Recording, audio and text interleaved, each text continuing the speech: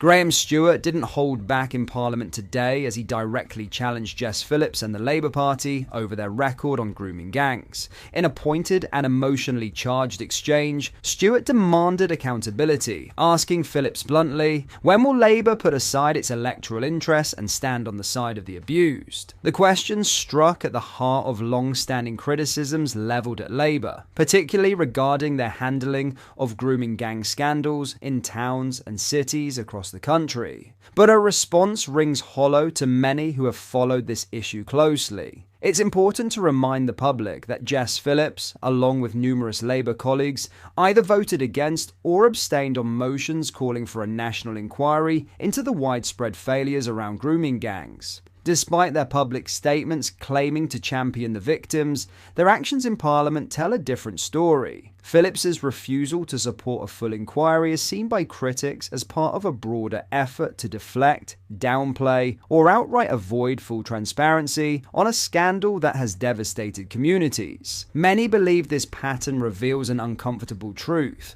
Jess Phillips is not being honest about her record, and Labour continues to be complicit in the efforts to cover up the extent of the grooming gang crisis. The victims deserve better than political excuses. They deserve the full truth and real justice. Let's have a watch of this, but first, hit the like button and subscribe to the channel for more. Graham Stewart. Senior figures in the Catholic Church and the Church of England were found to have conspired to cover up child abuse by priests. Senior figures in the Labour Party are now opposing local inquiries in places like Bradford, London and Wales, and ministers here oppose a national rape inquiry.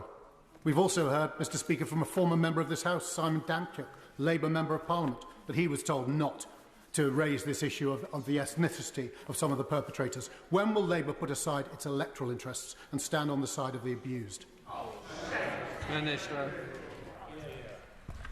I think that the idea that I have ever, or in fact the Prime Minister of this country, has ever put anything other than the interests of the victims of grooming gangs at the heart of everything that we have ever worked for is, frankly, Mr Speaker, for the birds.